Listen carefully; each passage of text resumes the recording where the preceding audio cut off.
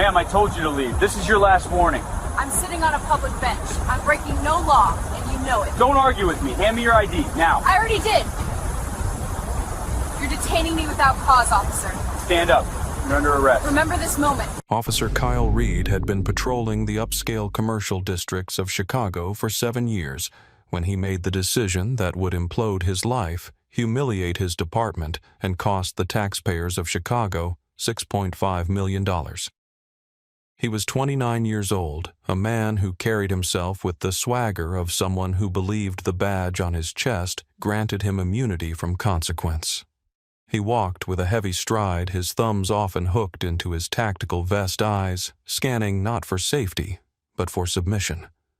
On a crisp Tuesday morning in October, amidst the marble fountains and manicured hedges of Sterling Plaza, Reed received a dispatch call that should have been routine. Instead, it became the final chapter of his law enforcement career. The subject of the call was Eleanor Vance, a 54-year-old woman sitting quietly on a public bench reviewing files on a tablet while enjoying a cup of herbal tea. Eleanor was not a vagrant. She was not a threat. She was the appointed director of the Office of Public Integrity, the very agency charged with investigating police misconduct and municipal corruption. But Officer Reed didn't know that. He didn't care to know that. All he saw was a black woman in a space where he believed she didn't belong, and that was enough for him to destroy his own future. Before we dive into the details of this catastrophic failure of judgment, I want to ask, where are you tuning in from today? Let us know in the comments below. And if you believe that authority without accountability is tyranny, please hit that subscribe button. We bring you these stories because the truth often hides in the paperwork, and we are here to dig it out. Sterling Plaza is the crown jewel of the downtown loop.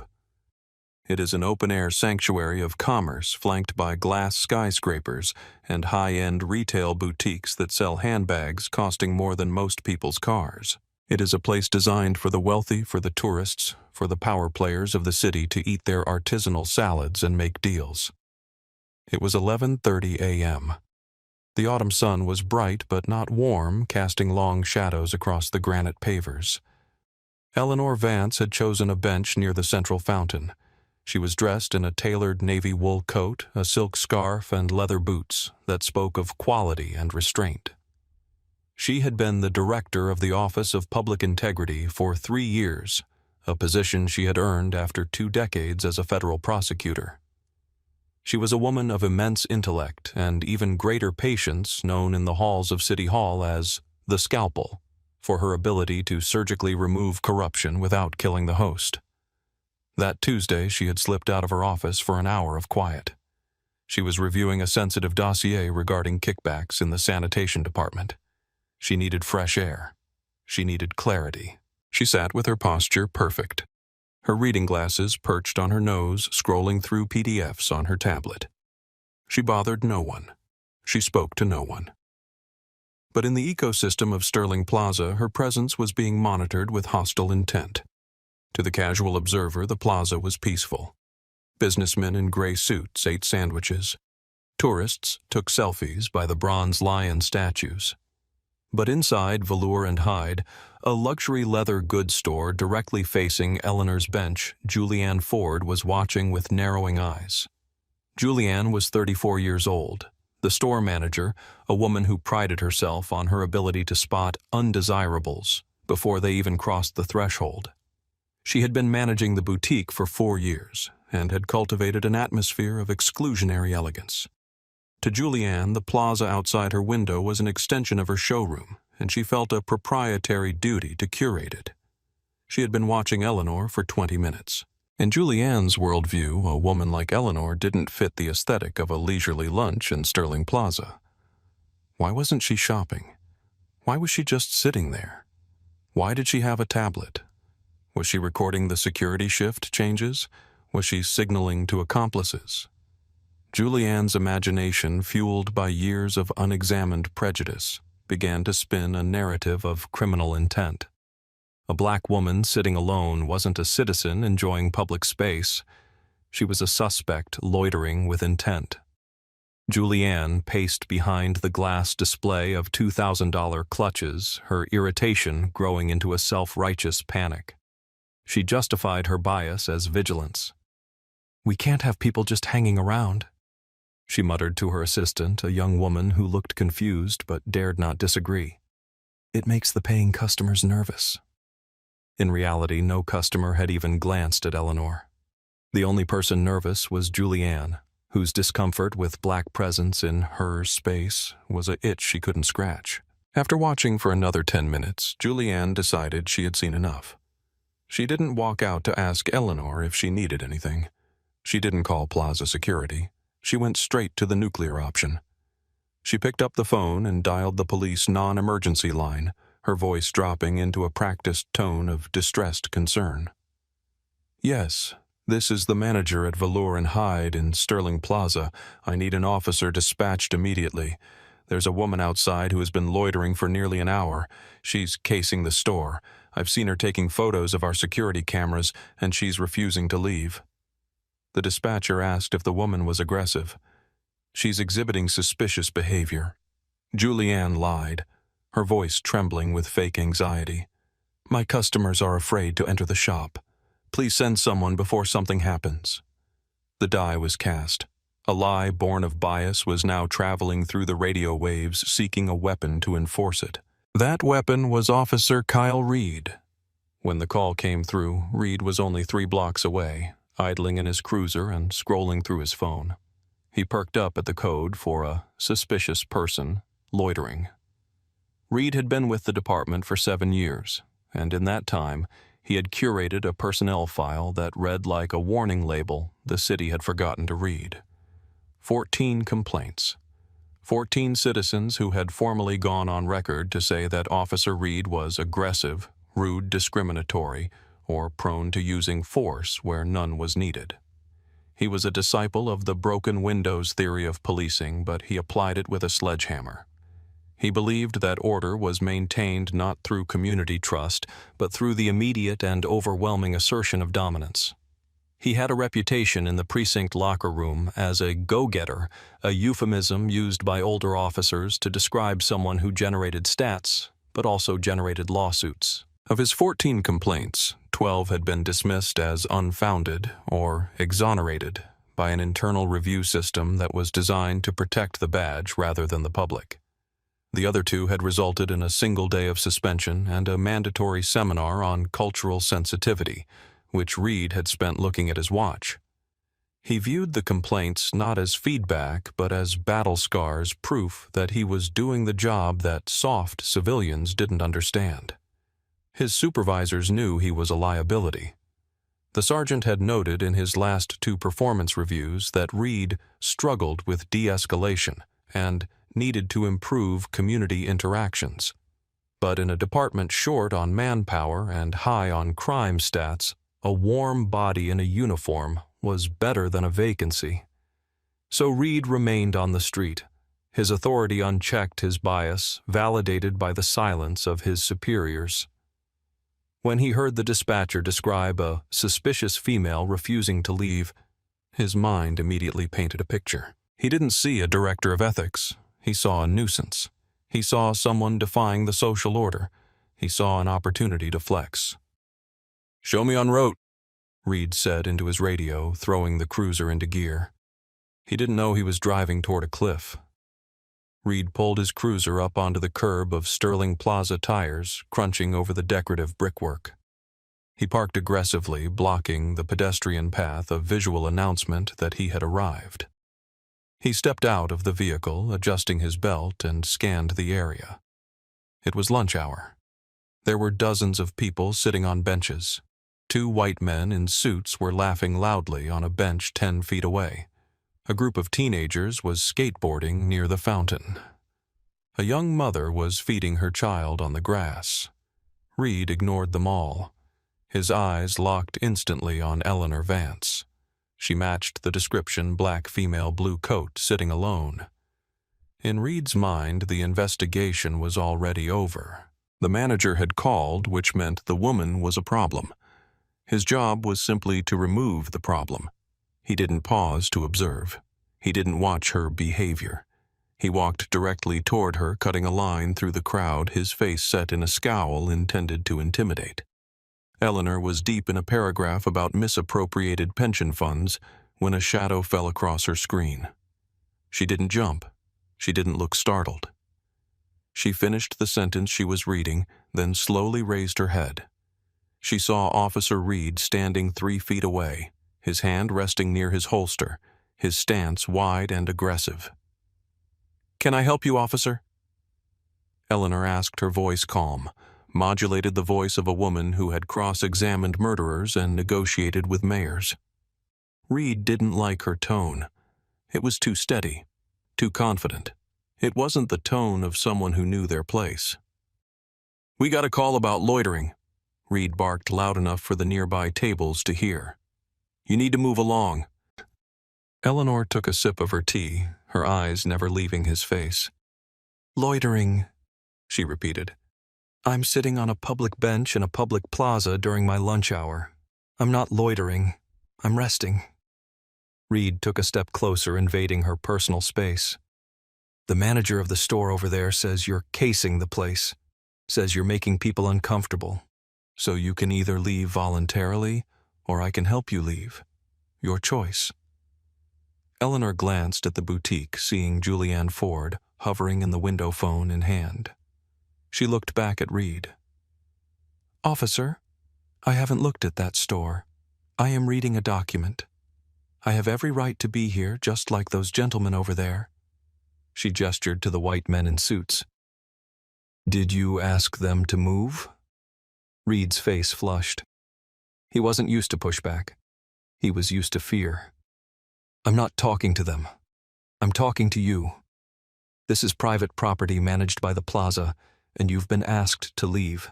"Actually," Eleanor corrected him, "Sterling Plaza is a public-private partnership. The land is owned by the city of Chicago.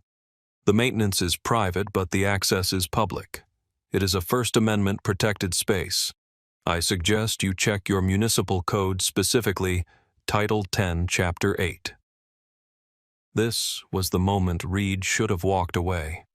The specific citation of municipal code, the calm demeanor, the expensive clothing, all of it screamed that this was not a routine encounter. But Reed was incapable of backing down. His ego was a fragile construct that required constant reinforcement.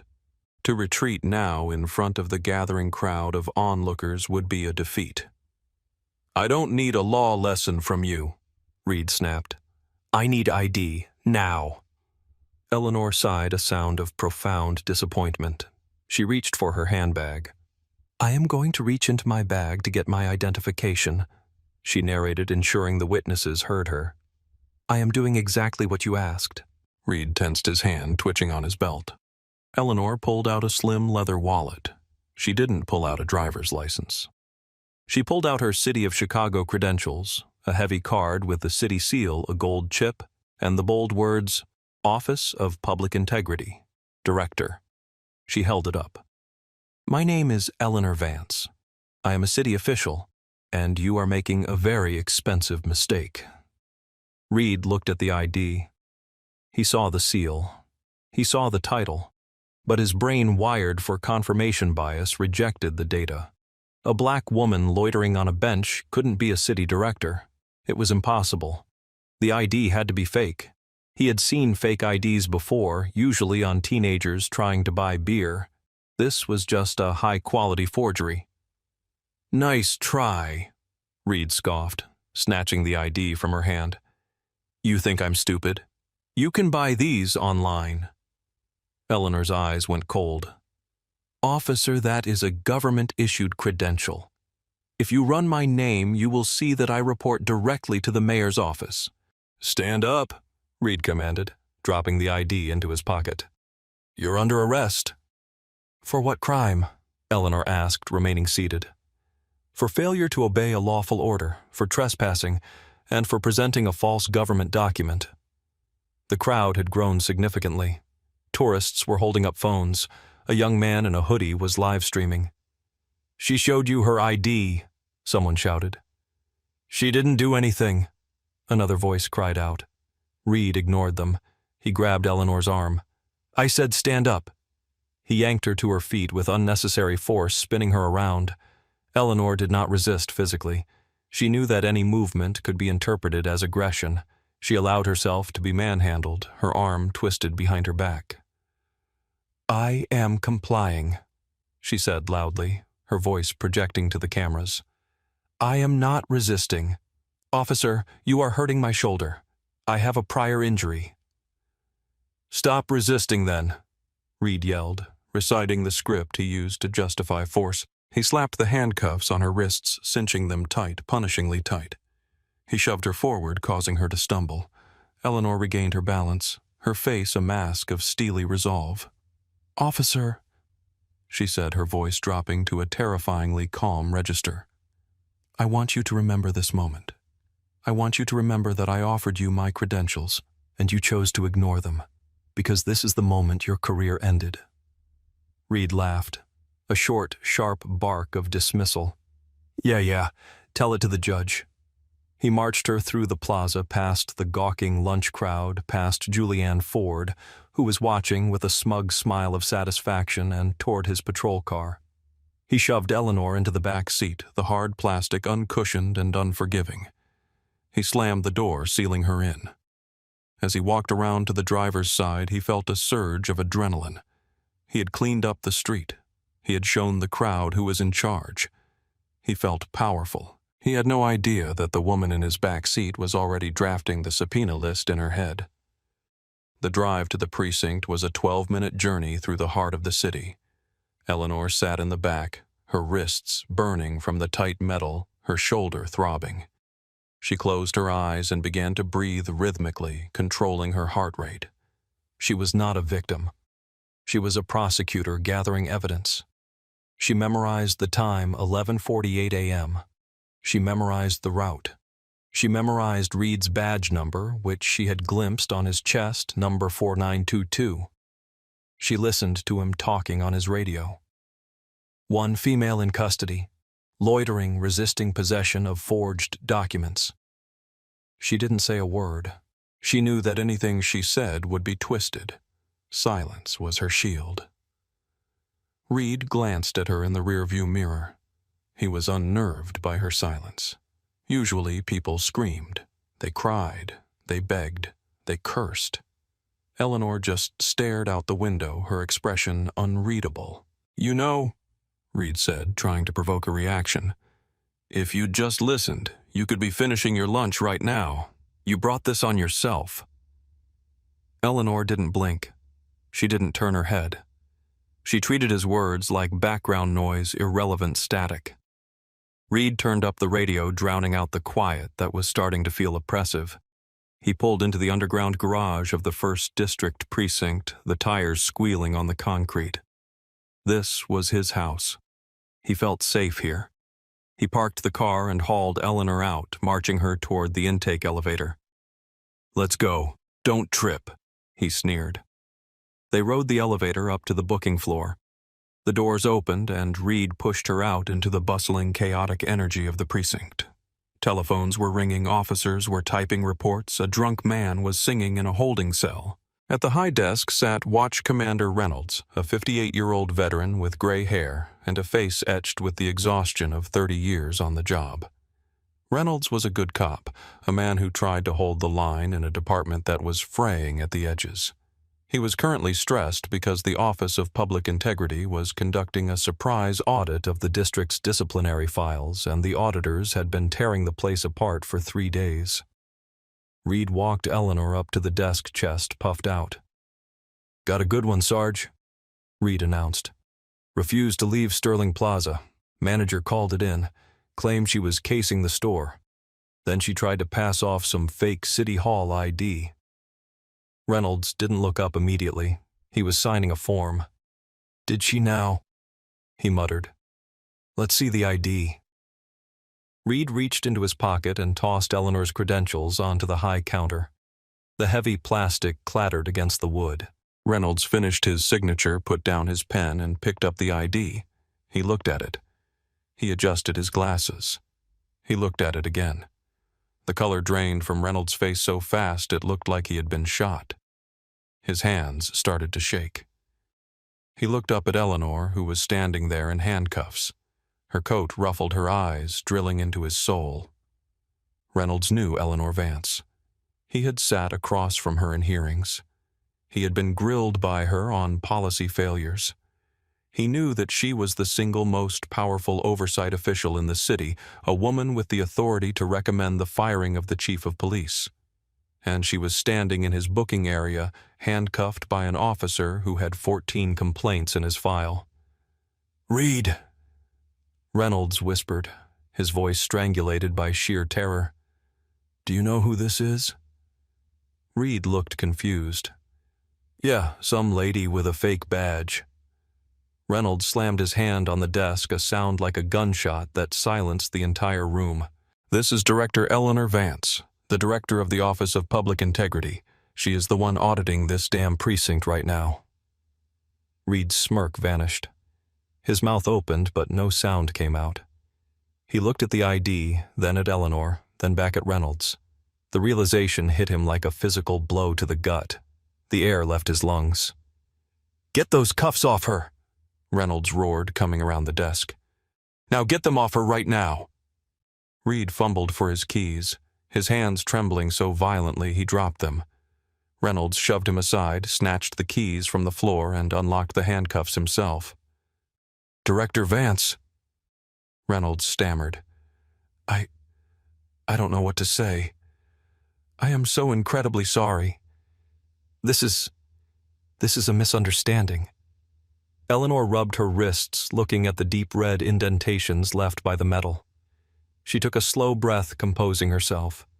She didn't yell. She didn't scream. She simply turned her gaze to Officer Reed, who was shrinking against the wall, looking like a child who had broken a priceless vase. "It is not a misunderstanding, Commander," Eleanor said, her voice cutting through the silence of the room. "It is a pattern. It is a practice. And it ends today." She turned to Reed. "Officer, I am placing you under administrative arrest for unlawful detainment and deprivation of civil rights under color of law. You will surrender your badge and your service weapon to Commander Reynolds immediately." Reed looked at Reynolds, pleading with his eyes for backup. Reynolds just stared back, his face hard. "Do it, Reed," Reynolds said coldly. "Give it up." Reed unholstered his gun, his hands shaking, and placed it on the counter. Then he unpinned his badge, the badge he had hidden behind for 7 years, and laid it next to the weapon. He looked naked without them. Smaller. "Commander," Eleanor continued, "I want the body camera footage from this incident pulled and secured on a separate server within the hour. I want the dispatch logs. I want the call recording from the manager at Velour and Hyde. And I want this officer processed. You will treat him with more dignity than he treated me, but you will process him." She paused, looking around the room at the other officers who were watching in stunned silence. "This is what happens when you refuse to police your own. If you won't do it, I will." The fallout was swift, brutal, and public.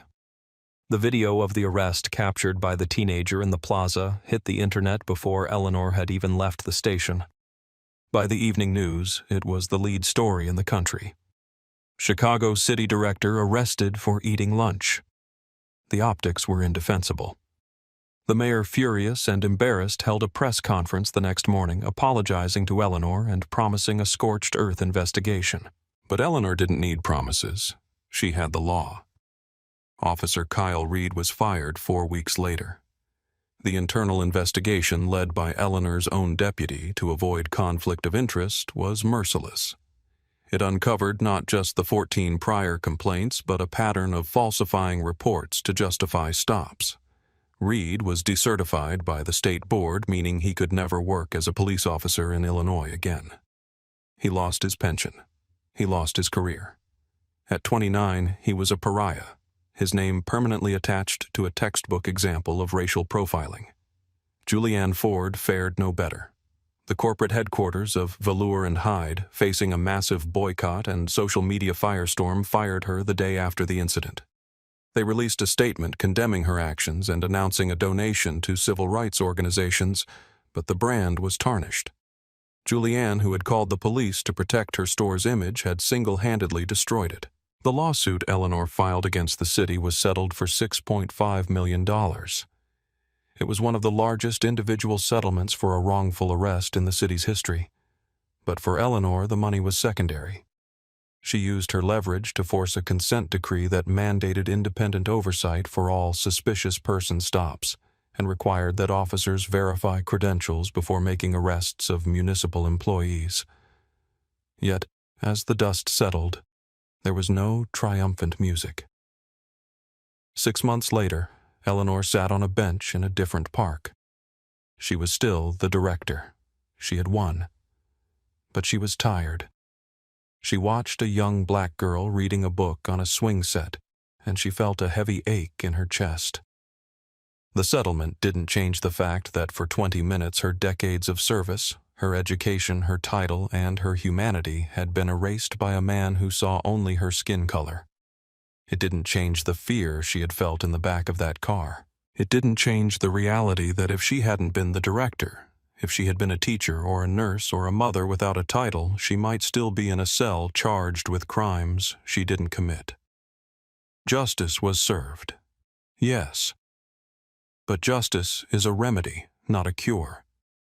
The disease was still there, lurking in the quiet assumptions of shop managers, in the aggressive swagger of officers, in the silence of good people who watch and do nothing. Eleanor took a sip of her tea. She would keep fighting. She would keep working. But she knew with a clarity that broke her heart that the price of her existence in public was a constant, exhausting defense of her right to be there. Should public officials be immune from qualified immunity when they violate civil rights? Do you think the settlement was enough to change the culture of the department? Let us know your thoughts in the comments. Your engagement helps us keep the light shining on these stories. Until next time, stay safe, stay aware, and never stop demanding the truth. Stand up. This is a private HOA park. You're being detained for trespassing. Show me your ID, now. Officer, we live 3 blocks from here. I'm Dr. Marcus Ross. We're not committing a crime. I didn't ask for a story. I asked for ID. Hands where I... Officer Brock Danner had been with the Scottsdale Police Department for 5 years when he made a decision that would not only obliterate his career, but would also cost the taxpayers of Arizona $6.4 million. He was 32 years old, a man who prided himself on what he called proactive policing, a term that his supervisors used in performance reviews to describe his aggressive instincts, but which the community would soon come to know as racial profiling. It was a Tuesday afternoon, bright and unseasonably warm, the kind of day that draws people out of their air-conditioned homes to enjoy the desert sun. Brock Danner was on patrol, cruising the wide, palm-lined avenues of the Silverleaf District, a neighborhood of multi-million-dollar estates, manicured golf courses, and quiet exclusivity. He felt like the guardian of the gate, the protector of the peace for people who paid a premium for privacy. But his judgment, clouded by an arrogance that had never been checked, was about to lead him into a confrontation with a force far greater than his badge. At 12:15 p.m., Danner received a dispatch call regarding suspicious subjects trespassing in Heritage Oak Park. The subjects in question were Elena and Marcus Ross. They were not trespassing. They were not suspicious. They were in fact 2 of the most distinguished residents of the community. Dr. Marcus Ross, 56, was the chief of thoracic surgery at the finest hospital in the state, a man whose hands had saved thousands of lives. His wife, Elena Ross, 54, was a United States magistrate judge, a federal jurist whose signature authorized the very search warrants officers like Danner relied upon to do their jobs. They were enjoying a rare afternoon off, sitting on a high-end picnic blanket, eating artisanal cheese and drinking sparkling water. But to Officer Brock Danner, they were simply 2 black people in a park where he didn't think they belonged. What followed was a masterclass in incompetence and bias that would leave the department reeling. Before we dive into the details of this catastrophic failure of authority, where are you watching from today? If you believe that justice should be blind, but accountability should be visible, go ahead and hit that subscribe button. Your support helps us tell the stories that the system tries to hide. Heritage Oak Park is a private enclave within the Silverleaf community. It isn't a public playground. It's a meticulously landscaped expanse of green reserved for the residents of the Homeowners Association. It features imported oak trees, a central fountain made of limestone, and walking paths that are swept daily. It is a place of silence and money. At noon on a Tuesday, it is usually empty, save for the occasional landscaper or nanny pushing a stroller. Elena and Marcus Ross had lived in Silverleaf for 12 years. Their home, a sprawling Mediterranean estate, was 3 blocks from the park. They had paid their HOA dues. They had every right to be there. Elena was wearing a cream-colored linen sundress and reading a biography. Marcus was in a polo shirt and shorts, checking emails on his tablet. They looked like exactly what they were, a successful middle-aged couple enjoying the fruits of their labor. However, the tranquility of their afternoon was already being dismantled by a woman watching them from behind the plantation shutters of a house across the street. Tiffany Miller was 34 years old, a mid-level marketing executive who was currently working from home, which on this day meant spying on her neighbors. Tiffany had moved to the neighborhood 6 months prior. She didn't know the Rosses. She didn't know the history of the community. What she knew was that she was protective of her property values, and when she looked out her window and saw a black couple setting up a picnic on the immaculate grass, her mind immediately went to a dark, biased place. She didn't see a federal judge and a surgeon. She saw outsiders. She saw a threat. She watched them for 10 minutes, her anxiety spiraling into indignation. They were eating food. They were relaxing. In Tiffany's mind, they were too comfortable. They must be scouting the neighborhood. They must be waiting for homeowners to leave so they could break in. It was a leap of logic so profound it could only be fueled by deep-seated prejudice, but to Tiffany it felt like vigilance. She picked up her phone and dialed the non-emergency line, but her voice carried the frantic energy of a 911 call. "Yes, I need an officer at Heritage Oak Park immediately," she said, peering through the slats of her blinds. "There are 2 individuals loitering in the private park. They don't look like they live here. They're just sitting on the grass watching the houses. I think they're casing the neighborhood." The dispatcher asked the standard questions. Were they armed? No. Were they threatening anyone? No. What were they doing? "They're eating," Tiffany said, as if the act of consuming lunch was a prelude to a felony. "But they don't belong here. We've had packages stolen recently, and I'm just very uncomfortable." The call was logged. The description was given: a black male and female middle-aged sitting on the north lawn.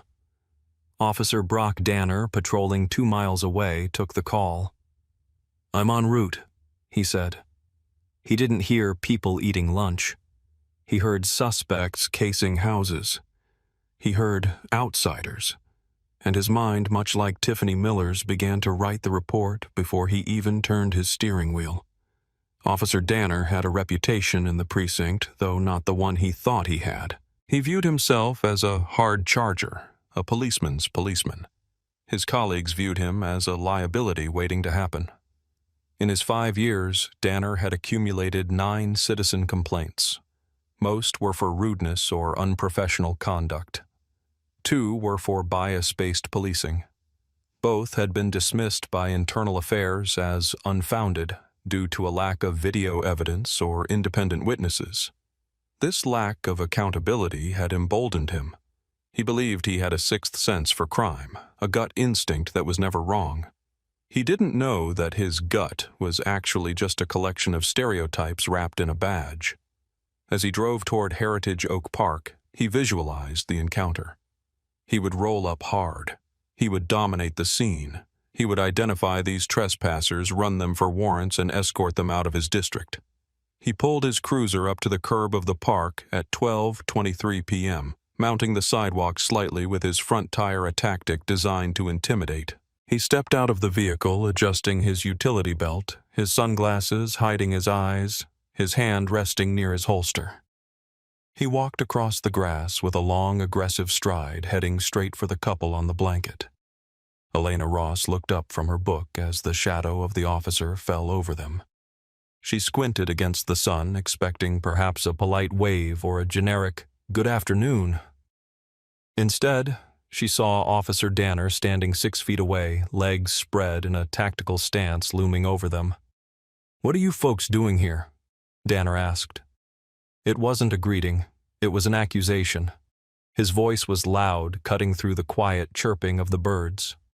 Marcus Ross placed his tablet down on the blanket and removed his reading glasses. He was a man of immense patience, a surgeon who spent hours performing delicate operations where a single millimeter of error could mean death. He knew how to remain calm under pressure. "Good afternoon, officer," Marcus said, his voice deep and steady. "We're having lunch. Is there a problem?" Danner didn't like the tone. It was too calm. It was too educated. It didn't fit the script he had written in his head. "The problem is this is a private park for residents only," Danner snapped. "I've got calls about suspicious people loitering. I need to see some ID to prove you live in this HOA. Otherwise, you're trespassing." Elena closed her book slowly. She had spent 25 years in the legal system. She had started as a public defender, moved to the U.S. Attorney's Office, and now sat on the federal bench. She knew the law better than Danner knew the back of his own hand. She also knew that in the state of Arizona, unless an officer has reasonable suspicion that a crime has been, is being, or is about to be committed, a citizen is not required to provide identification. Eating lunch in a park was not a crime. "Officer," Elena said, her voice cool and authoritative, "we are residents. We live on Palo Verde Drive, 3 blocks from here. We are simply enjoying our property. We are not required to show you identification as we are not engaged in any criminal activity." Danner's jaw tightened. This was the trigger. He hated being quoted the law. He hated jailhouse lawyers who thought they knew their rights. "I don't care where you say you live," Danner said, stepping closer, invading their personal space. "I have a complaint of trespassing. That gives me reasonable suspicion to identify you. Now let's see the ID or we're going to have a different conversation." Marcus reached out and touched Elena's arm gently, a signal to let him handle it. He didn't want this to escalate. He knew the dangers young, aggressive officers posed to black men regardless of their tax bracket. "Officer, my name is Dr. Marcus Ross. This is my wife, Elena. We have lived here for 12 years. If you check your computer, you will see a registered alarm permit for the Ross residence on Palo Verde Drive. We are not trespassers. We are your neighbors." It was a reasonable offer. A competent officer would have walked back to his car, checked the name, verified the address, and apologized. But Danner wasn't listening to verify. He was listening to detect deceit. He didn't believe a black man in shorts was a doctor living in a $3 million home. He thought it was a cover story. "I'm not playing games with you," Danner said, his voice rising. "Stand up, both of you. Put your hands where I can see them." The dynamic in the park shifted instantly. It went from a conversation to a detention. Elena stood up, her movements graceful but rigid with anger.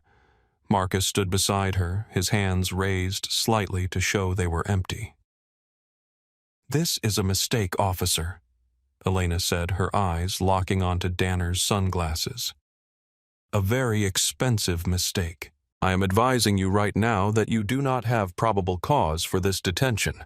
You are violating our Fourth Amendment rights against unreasonable seizure.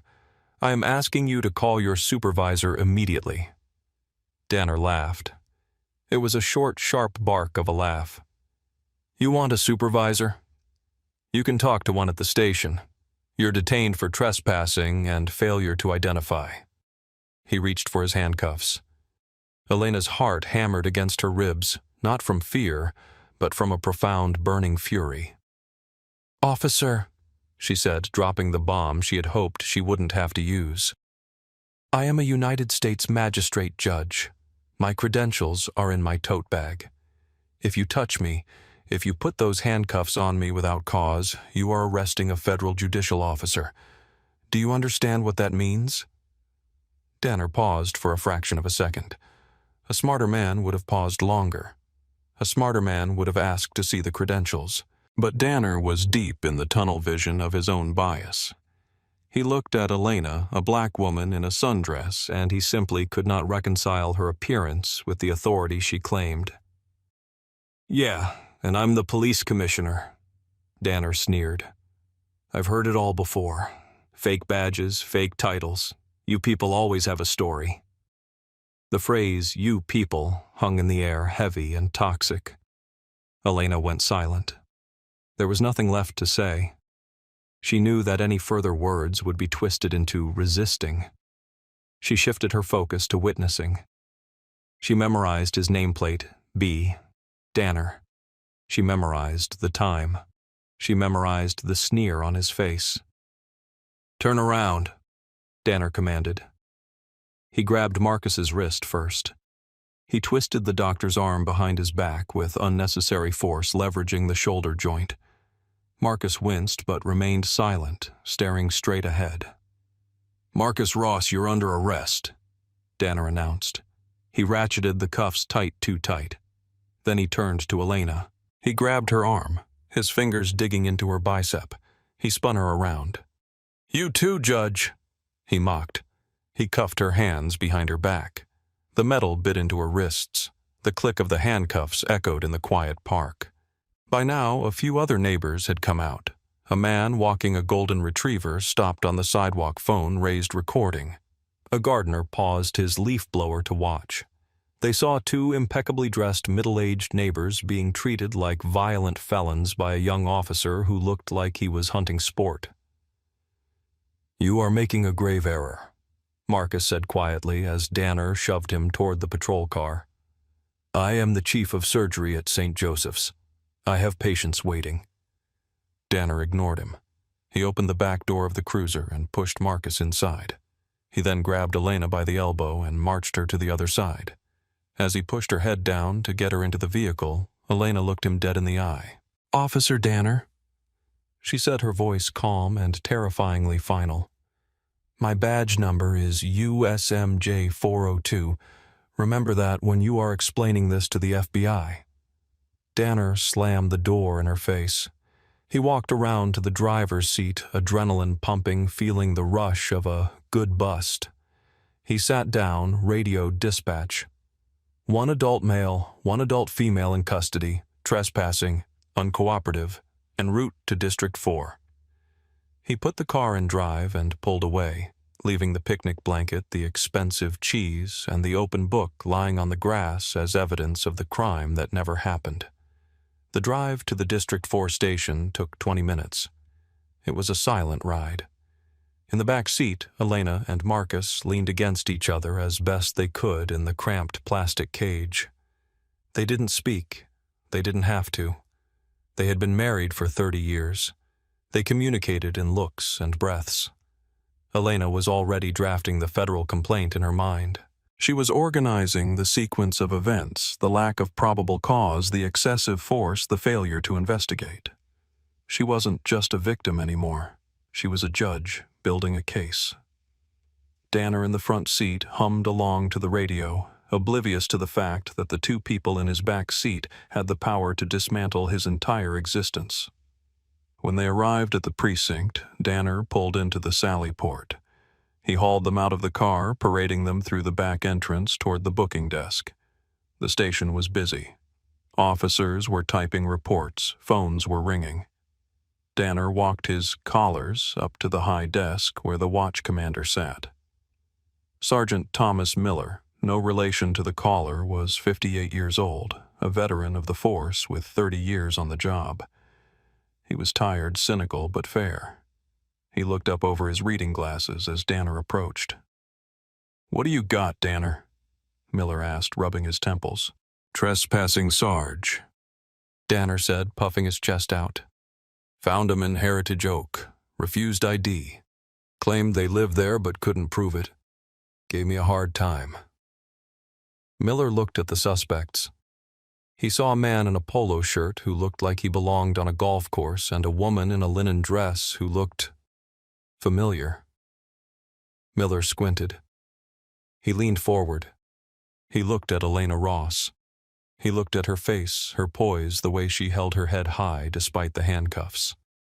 Then he looked at the computer screen on his desk where a daily bulletin from the federal court was open. He looked back at Elena. His blood ran cold. He stood up slowly, his chair scraping loudly against the floor. "Ma'am," Miller said, his voice trembling slightly. "Ma'am, are you Judge Ross?" Elena nodded once. "I am Magistrate Judge Elena Ross, United States District Court, and this is my husband, Dr. Marcus Ross." The silence that fell over the booking area was instant and absolute. It was the kind of silence that happens when a bomb has been dropped but hasn't exploded yet. Miller came around the desk so fast he nearly tripped. "Danner, give me the keys," he barked. Danner looked confused. "Sarge, they're suspects. She's claiming—" "Give me the damn keys," Miller roared, snatching the handcuff key from Danner's hand. He unlocked Elena's cuffs with shaking hands. "Judge, I am so sorry. I don't know what I apologize, Your Honor." He unlocked Marcus next. "Doctor, my apologies." Danner stood there, his mouth slightly open, the realization creeping in like a slow poison. "Sarge, she didn't have ID. She said—" Miller spun on him, his face purple with rage. "Shut up, Danner. You arrested a federal magistrate judge. Did you even look at them? Did you verify anything?" The caller said. Danner stammered.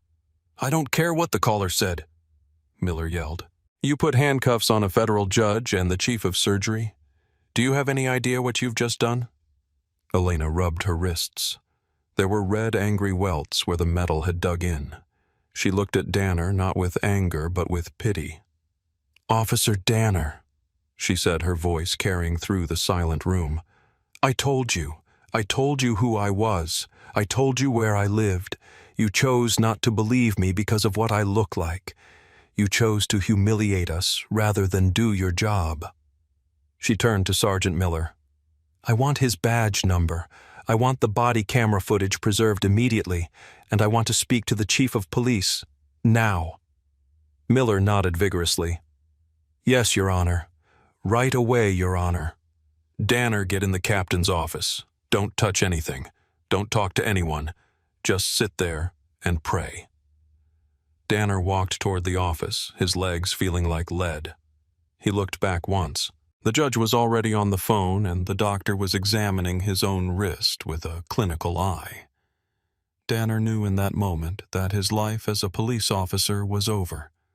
The fallout was swift, brutal, and public. By the time the Rosses were driven home in an unmarked command vehicle driven by a captain, the video from the neighbor had hit the internet. The visual was undeniable, a calm, elegant black couple being manhandled by a white officer in a park. The headline wrote itself, "Racist Officer Arrests Federal Judge for Eating Lunch." The Scottsdale Police Department was besieged. The chief issued a statement within 4 hours, calling the arrest an inexplicable departure from policy. But apologies were not enough. Not for this. Civil rights attorney David Thorne took the case. The lawsuit filed against the city of Scottsdale, the police department, and Brock Danner personally was a masterpiece of legal argumentation. It alleged false arrest, assault, battery, defamation, and violation of civil rights under Section 1983. But the most damaging part of the lawsuit was the discovery phase. Thorne subpoenaed Danner's entire personnel file. They found what everyone suspected: the 9 previous complaints, the pattern of stopping Black and Latino motorists for suspicious activity that resulted in no citations, the supervisors who had flagged him for aggression but sent him to a one-day seminar instead of taking him off the street. The system had protected Danner, nurtured his bias, and unleashed him on the public. It just so happened that he finally bit a victim who had the teeth to bite back. The lawsuit also named Tiffany Miller, the caller. While she couldn't be sued for a civil rights violation in the same way she was sued for defamation and intentional infliction of emotional distress. Her employer, a major pharmaceutical company, saw the news. They heard the recording of her 911 call where she equated eating while black with casing houses. They fired her 3 days later. Tiffany Miller, who had wanted to protect her property value, ended up losing her job and becoming a pariah in the very neighborhood she tried to gatekeep. The city of Scottsdale didn't even try to fight it. The video was too damning. The victim was too powerful. The optics were a nightmare. They settled the case in mediation. The final figure was $6.4 million. It was one of the largest settlements for a single incident of wrongful arrest in the state's history. But the money was just the financial penalty. The real cost was the structural purge that followed. Brock Danner was fired. But Judge Ross wasn't satisfied with the firing. She pushed the Arizona Peace Officer Standards and Training Board to decertify him. Danner fought it, claiming he made a good faith mistake. The board didn't buy it. They revoked his certification. He would never carry a badge or a gun in the United States again. At 32, he was unemployed, branded a racist by the national media, and facing personal liability for the portion of the lawsuit the city refused to cover. He ended up moving back to his hometown in Ohio, working in a warehouse far away from the power he had abused. The lesson here isn't just about a bad apple. It's about the barrel. It's about a system that allowed Danner to operate for 5 years with unchecked bias. It's about a culture that teaches officers that their authority is absolute, and that citizens, especially black citizens, are subjects to be controlled rather than neighbors to be served. Elena and Marcus Ross were lucky. They had the status, the knowledge, and the resources to fight back. They had the credentials to prove Danner wrong. But what about the people who don't? What about the young man who isn't a doctor, the woman who isn't a judge, who fights for them when an officer like Danner decides they don't belong? That afternoon in the park was supposed to be a quiet lunch. Instead, it became a $6.4 million expose of the rot at the heart of policing. As the sun sets on Heritage Oak Park today, the Rosses still go there. They still sit on the grass. But now when police cruisers drive by, they slow down. The officers wave respectfully. They know who lives there. But it shouldn't take a federal judgeship to earn that wave.